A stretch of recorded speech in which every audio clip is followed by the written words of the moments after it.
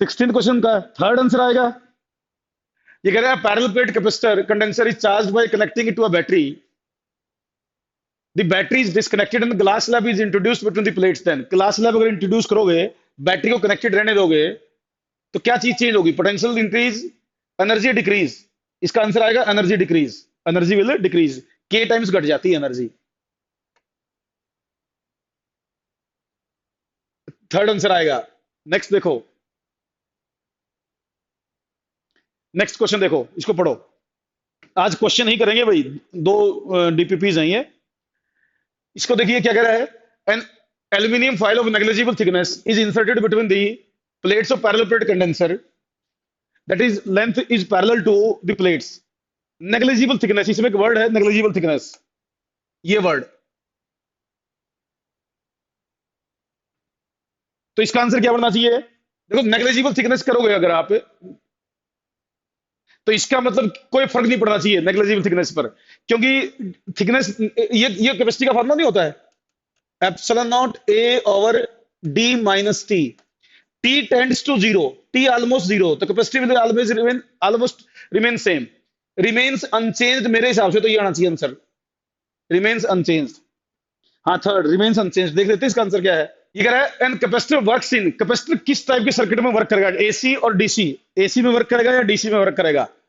तो भाई ये दोनों में वर्क करेगा, बोथ सर्किट्स, इन दी बोथ ही सर्किट्स। एसी में भी काम करेगा, डीसी में भी काम करेगा। एसी और नहीं नहीं नहीं बेटे, एसी और डीसी सिरा गर्ग दोनों में सी हम सिरा। लेकिन एक चीज और बता देता हूं, कैपेसिटर जो है ना दोनों में काम तो कर सकता है, लेकिन आमतौर पर हम एसी सर्किट में ज्यादा यूज करते हैं। ये फोर्थ यूनिट में बताएंगे हम आपको, फोर्थ यूनिट में। काम दोनों में कर सकता है, एसी में भी और डीसी में भी। It can work both in AC और डीसी, बोथ एसी और डीसी में काम करेगा। नेक्स्ट पे आते हैं, इसमें क्या कर रहा है। Two identical capacitors are joined in parallel, दो कैपेसिटर पैरेलल में जोड़ दिए, charge to a potential V, separated then connected in series, that is the positive plate of one is connected to the negative plate of the other. Question को समझाता हूं पहले मैं, पहले क्वेश्चन को समझो। देखो ये दो कैपेसिटर हैं, आइडेंटिकल कह रखे हैं क्या? हाँ, कैपेसिटी सी सी, पोटेंशियल इसका वी है, ये दो कैपेसिटर हैं, इनकी करनी चार्जिंग। चार्जिंग करने के बाद इनको यों सीरीज में जोड़ दिया, यों जोड़ दिया, पॉजिटिव नेगेटिव यों जोड़ दिया दोनों कैपेसिटर्स को। तो ये कह रहा भाई अब बताओ क्या होगा, अब बताओ क्या होगा। पहला, the charge on the plates connected together are destroyed. गलत बात, पहली गलत, कोई चार्ज में फर्क नहीं पड़ेगा, ये गलत है। Charge on the free plates are enhanced, कोई चार्ज नहीं, कोई चेंज नहीं होना, सर्किट क्लोज ही नहीं है तो चार्ज तो फ्लो करेगा ही नहीं, चार्ज तो फ्लो करेगा ही नहीं। The energy stored in the system increases, कोई चक्कर नहीं, चार्ज फ्लो नहीं करेगा, ना घटी ना बढ़ी। The potential difference between the free plates is 2 volt. Fourth answer है, इसका आंसर फोर्थ आएगा, बिल्कुल सही, फोर्थ आंसर आएगा। देखो वी पोटेंशियल यहां है, वी पोटेंशियल यहां है, तो टोटल कितना होगा यहां से यहां? टोटल होगा 2v, total 2v, fourth answer आएगा, बिल्कुल सही। तो आंसर फोर्थ आएगा भाई इसका, देख लो, इसको पढ़ो बेटा। बिल्कुल अलीशा, अलीशा तू सही कह रही है, मैंने ये बात कही तो कि it can work both in AC and in DC, और डीसी में आमतौर पर यूज नहीं करते, एसी में ज्यादा करते हैं। लेकिन एक मैं पढ़ाऊंगा आप लोगों को करंट इलेक्ट्रिसिटी में, एक सर्किट पढ़ाऊंगा बेटे मैं, चिंता ना करो। मैंने अगर कुछ बोला है ना तो बहुत सोच समझ के बोला है। तो बेटा एक सर्किट पढ़ाऊंगा, डीसी सर्किट, डीसी सर्किट पढ़ाऊंगा मैं आपको, और बोलूंगा डीसी डायरेक्ट मतलब रेजिस्टेंस कैपेसिटर सर्किट, ये आएगा आर्टिकल, चिंता मत करो। जो बोला मैंने बिल्कुल सही बोला बेटे, ऐसा नहीं है। तू जो करी है ना, डीसी ब्लॉक नहीं कर देगा, कर देगा ब्लॉक, लेकिन डीसी सर्किट में आरसी सर्किट पढ़ोगे आप, पूरा क्वेश्चन आएगा नॉन मेडिकल में, तो उस पर नॉन मेडिकल में तो इस पर पूरा क्वेश्चन आएगा आरसी सर्किट पर, जिसमें डीसी आरसी सर्किट होते हैं, डीसी एसी सर्किट भी होते हैं, पढ़ना है, और डीसी आरसी सर्किट भी होते हैं। ठीक है अलीशा, आपको बता रहा हूं मैं, ये पढ़ोगे आप, DC resistance capacitor circuit. Out of the following statement the capacity of a conductor is affected due to the presence of an uncharged isolated conductor. A conductor can hold more charge at the same potential if it is surrounded by a dielectric medium.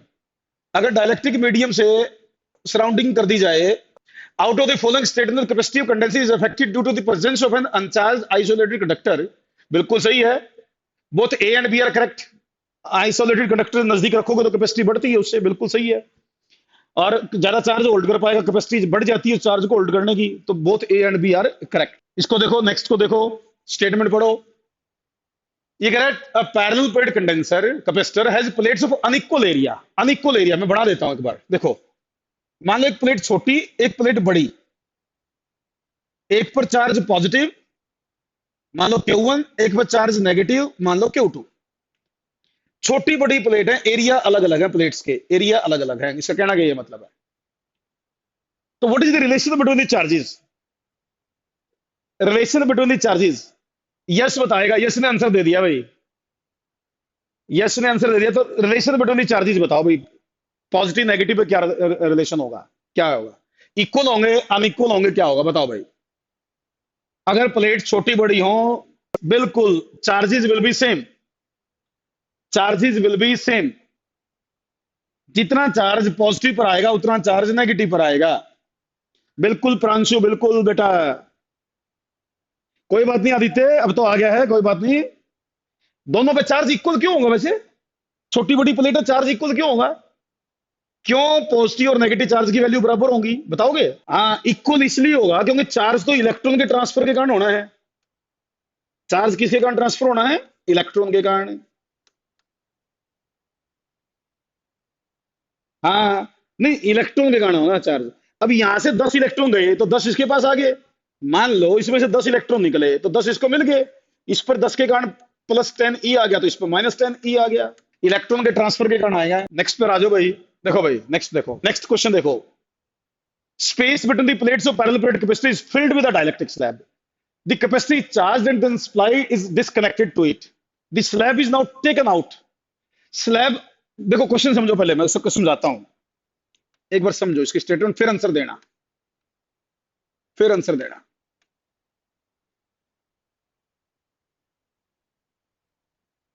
भाई ये देखो, हमने इस capacitor की कर ली charging,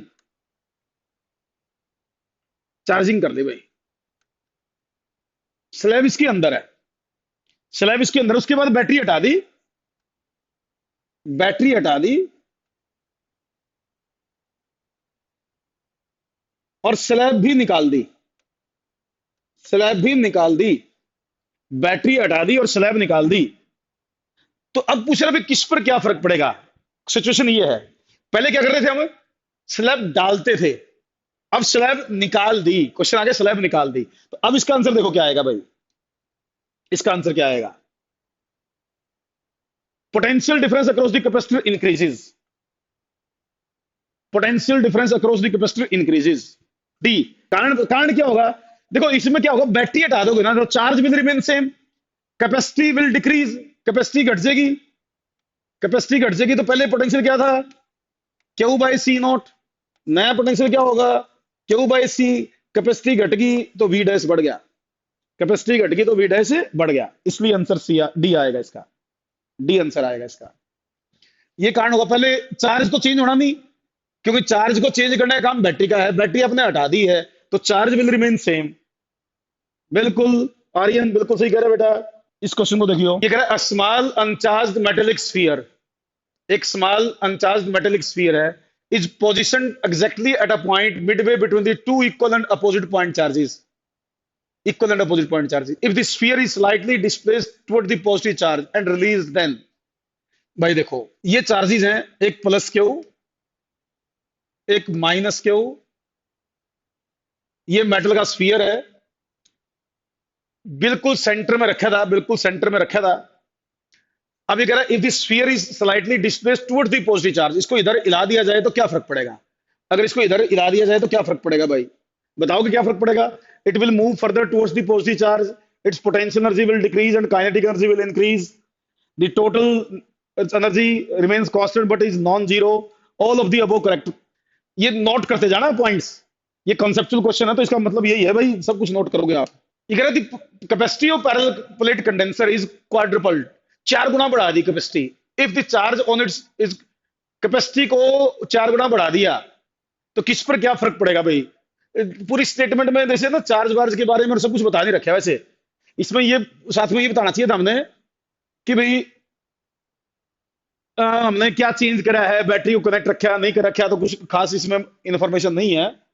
तो इसके according देख लें, all of the above, the charge will be quadrupled, the potential is made 1/4 of the original value, the area of each plate is doubled। अब इसको ना, इस क्वेश्चन का आंसर देने के लिए, इस क्वेश्चन का आंसर देने के लिए हमें क्या कहना चाहिए? देखो, the charge on it is quadrupled, potential difference 1/4 of the original value, the area of each plate is doubled। क्या क्या चीज पॉसिबल है, क्या क्या चीज पॉसिबल है, क्या क्या चीज हो सकती है? तो जनरल कुछ चीज होगी, हम कह नहीं सकते इसको, कोई कंडीशन मेंशन नहीं है, तो सब कुछ इसमें बताया जा सकता है, सब कुछ पॉसिबल है। 25वां क्वेश्चन और देख लो भाई, 25वें क्वेश्चन को पढ़ो। A parallel plate condenser is charged by connecting it to a battery without disconnecting the battery। The space between the plates is completely filled with a medium of dielectric constant K without disconnecting the battery। Battery को disconnect नहीं किया गया है, तो मेरे हिसाब से तो चार्ज K टाइम्स इंक्रीज करेगा। Charge will increase K times। In the diagram, A and B are two metallic plates arranged as shown। A small particle having a mass m and a negative charge Q, इस पर negative charge है Q, is held at rest at P। A constant potential difference is applied between A and B। A और B के बीच में constant potential difference लगाया गया, B पर A पर higher, B पर lower। The particle is released, its path as shown as it falls will be। इसका पाथ कैसा होगा? इसको छोड़ दिया जाए गिरेगा तो इसको फोर्स देखो, एक कांस्टेंट फोर्स इधर है, एक कांस्टेंट फोर्स इधर है, mg इधर है, QE इधर है, रिजल्टेंट फोर्स इधर आएगा। रिजल्टेंट फोर्स देखो किधर आएगा, ए हायर पोटेंशियल पर है, बी लोअर पोटेंशियल पर है। उसके अकॉर्डिंग देखो क्या आंसर आना चाहिए इसका। मंजीत सही कह रहा है, मंजीत का आंसर सही है, मंजीत का आंसर सही है। यस तू बता भाई, यस यस का आंसर नहीं आया मेरे सामने, यस अपना आंसर दो। एक ही डायरेक्शन तो ये होगी, इसमें एक ही डायरेक्शन तो होगी ये, तो इनिशियली तो इधर चला है, ये इनिशियली तो इधर चला है, सब शुरू में चला, तो उसके बाद क्या होगा? Particle will best represented by the curve, this path as it falls will be best represented by the curve. तो कुछ इधर तो नहीं जाना चाहिए था, फोर्स तो इस पर इधर लगेगा, इलेक्ट्रिक फील्ड इधर होगी, ये ए हायर पोटेंशियल पर है, तो कुछ यूं होना चाहिए था, यूं। डिस्कशन करते हैं, अब पूरी तरह डिस्कस करके निकालना इसका आंसर। बैठ जा भाई, बैठता ही नहीं हो, क्या बात। देख बेटा, ये होगी पॉजिटिव प्लेट, ये होगी नेगेटिव प्लेट, ये होगा नेगेटिव चार्ज, इस पर फोर्स लगेगा इधर, mg लगेगा इधर, तो रिजल्टेंट तो यही आया। इलेक्ट्रिक फील्ड तो इधर होगी ना बेटा, इलेक्ट्रिक फील्ड तो इधर होगी, एक रिजल्टेंट इलेक्ट्रिक फील्ड है, तो यही आएगा आंसर जो मैंने बता रहा है। हाँ हाँ, मोस्ट प्रोबेबली तो कुछ यूं जाएगा, ये रिजल्टेंट फोर्स इधर ही लगेगा इस पर भाई, ये इधर ही आएगा इसमें, तो पहले इधर जाएगा यो, जो सबसे एक्यूरेट तो सी बनता था बेटा, सबसे एक्यूरेट तो सी बनता था इसका। इसको पढ़ो, चलो कोई बात नहीं, ज्यादा क्वेश्चन हो सकता है कंफ्यूजिंग हो, आंसर सही ना दे रखे हो इसने। इसको देखो, two vertical metallic plate carrying equal and opposite charge are kept parallel to each other. Vertical यो यो यो, like a parallel plate capacitor, a small spherical metal ball is suspended by a long insulating thread such that it hangs freely in the center of the two metallic plates। भाई diagram बना दूं एक बार, ये दो metal की plate है बेटा, मान लो एक पर पॉजिटिव चार्ज है, एक पर नेगेटिव चार्ज है, इनके बीच में ये मेटल का स्फीयर बांध के लटका रखा है, ये मेटल का स्फीयर बांध के लटका रखा है, देखते जाना बेटा।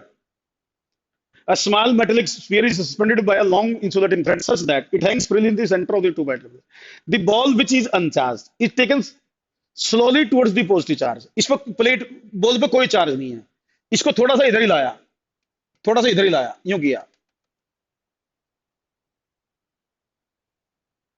Plate, and then it made to touch the plate, ये टच भी कर दी प्लेट, अपन है टच कर दी, then the ball will stick to the positive charge plate, come back to its original position and will remain there, oscillate between the two plates touching each plate in turn, oscillate between the two plates without touching them।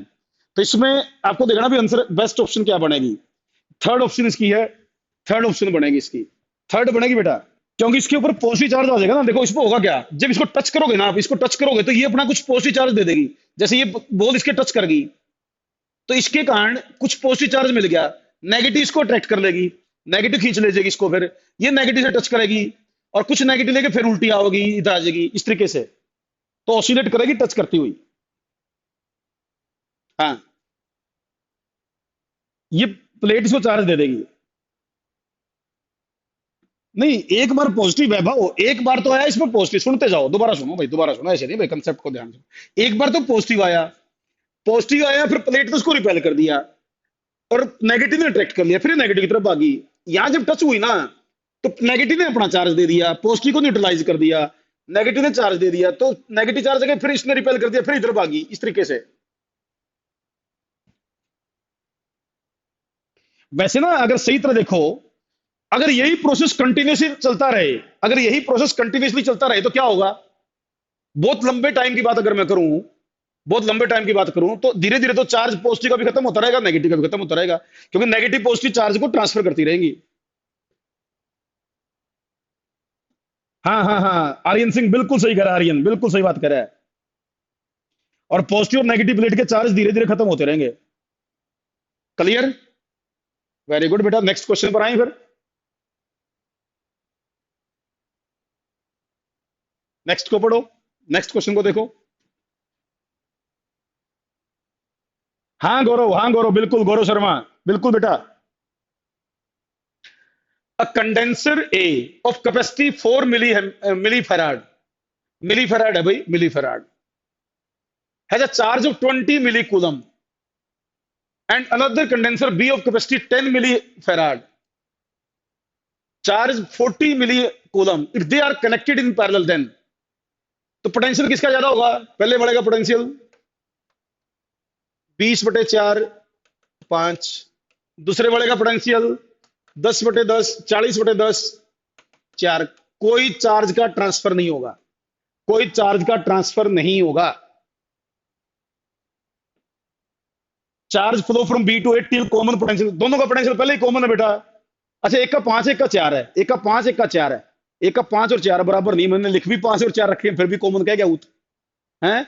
एक का 5 एक का 4 है, तो first से second की तरफ charge आओगा, first से सेकंड की तरफ चार्ज आओगा जब तक कि पोटेंशियल बराबर ना हो जाए, फर्स्ट से सेकंड की तरफ चार्ज आओगा जब तक कि पोटेंशियल बराबर ना हो जाए। सानिया भी बोल दी भाई, यासवी ने भी आंसर दिया, सौरभ गणगस तो देता है, यश ने भी दे दिया आंसर, नंदिनी ने, आयर टू लोवर आर्यन सिंह बिल्कुल सही, प्रिंस शर्मा क्या बात है, Prince very good, Prince very good.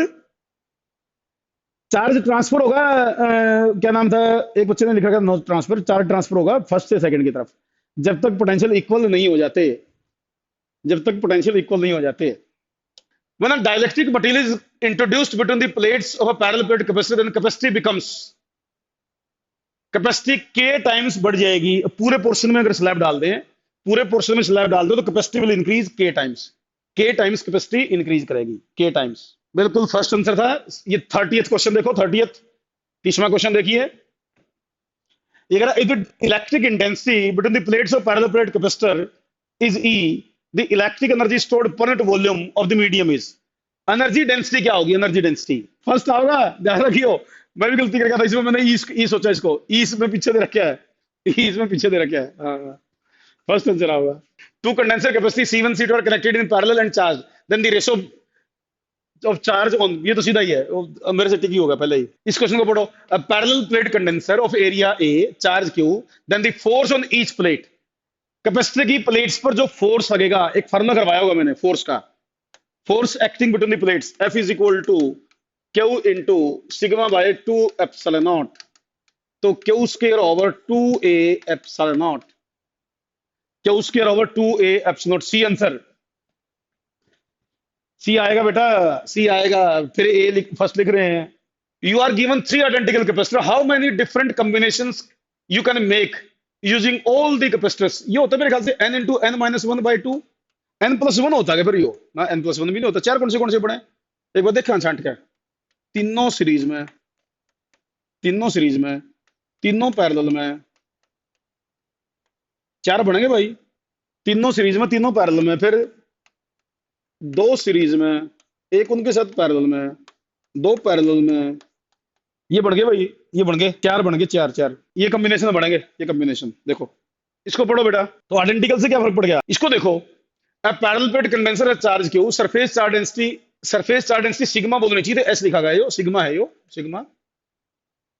C capacity C and distance between separation is D between the plates, then the electric intensity between the plates, plates के बीच में इलेक्ट्रिक इंटेंसिटी क्या होगी, electric intensity between the plates. तो क्या क्या दे रखा है इसने, parallel plate condenser charge Q, surface charge density sigma, capacity C, distance between the plates D, तो E between the plates sigma by epsilon होती है भाई, sigma by epsilon, sigma by epsilon, sigma by epsilon, sigma by epsilon दे रखी।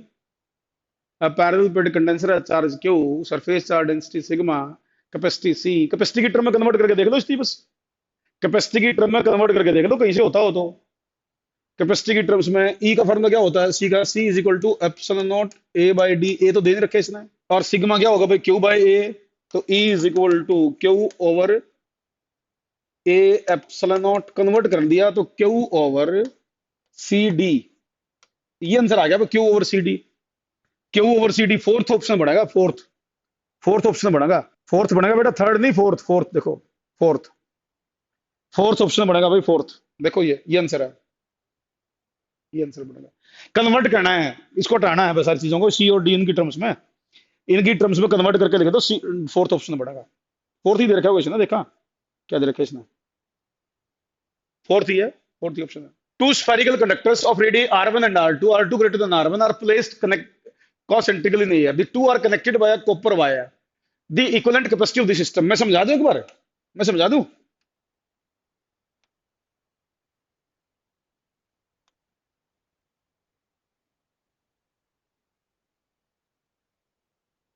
बेटा, ये दो spherical conductor हैं, इस तरीके से रखे हुए हैं, स्फेरिकल कंडक्टर हैं, और आपने इन दोनों को एक वायर से जोड़ दिया, वायर से जोड़ दिया, इनको वायर से जोड़ दिया, सुनते जाओ भाई, रुको रुको। तो अभी देखिए कैपेसिटी पूछी इसने, कैपेसिटी, तो बेटा देखो वायर से जोड़ दिया ना, तो अंदर तो चार्ज रहेगा नहीं, अंदर चार्ज रहेगा नहीं, चार्ज कहां रहेगा, केवल इसके ऊपर, केवल इसके ऊपर चार्ज रहेगा, क्योंकि चार्ज को बाहर जाने का रास्ता मिल जाएगा, अंदर चार्ज रह नहीं सकता। तो इसका मतलब ये बाहर वाला जो कैपेसिटर है ना, इसकी कैपेसिटी के बराबर आएगा, कंडक्टर जो है इसकी कैपेसिटी के बराबर आएगा, ये आंसर आएगा। अच्छा एक और बता दूं, एक और बता दूं, यहाँ पे डायग्राम तो बनेगी उससे मिलती जुलती, बता दूं एक और, सुनो, इसका तो आंसर ये आ गया, चलो मान गए इसका आंसर ये है। एक और बता दूं, देखो एक स्फेरिकल कैपेसिटर होता है, स्फेरिकल कैपेसिटर, स्फेरिकल कैपेसिटर, सुनो, जैसे इसकी रेडियस R1 है, इसकी रेडियस R2 है, अगर मैं इसको अर्थ से कनेक्ट कर दूं, इसको अर्थ से कनेक्ट कर दूं, तो ये बन गया spherical capacitor, this is spherical capacitor. और स्फेरिकल कैपेसिटर की ये कैपेसिटी होती है, स्फेरिकल कैपेसिटर की ये कैपेसिटी होती है, स्फेरिकल की। अगर इसको अर्थ से कनेक्ट कर देते, आपस में ना कनेक्ट करके ना, आपस में ना कनेक्ट करके अर्थ से कनेक्ट कर देते, तो ये स्फेरिकल कैपेसिटर कहलाता है, स्फेरिकल कैपेसिटर। क्या कह रहा है देखो, यो three identical condensers are connected in different combinations with all three each time. They arrange the following cases in the increasing order of effective capacity. Order arrange करना है किस कैपेसिटी, इंक्रीजिंग कैपेसिटी में सबसे कम वाली, फिर उससे ज्यादा, फिर उससे ज्यादा। तो उसकी देख लो, सबसे कम तो इसकी होगी तीनों पैरेलल में, तीनों सीरीज में, सबसे कम तो ये होगी, सबसे ज्यादा ये वाली होगी,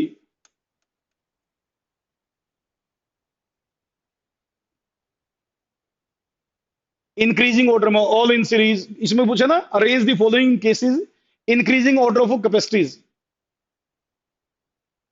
इसने क्या दे रखा है इसका आंसर। अच्छा वो पूरा क्वेश्चन लिखा था भाई मैंने, पूरा क्वेश्चन लिखा ही नहीं था, ये है पूरा क्वेश्चन। अरे मिट जाए यार, एक मिनट,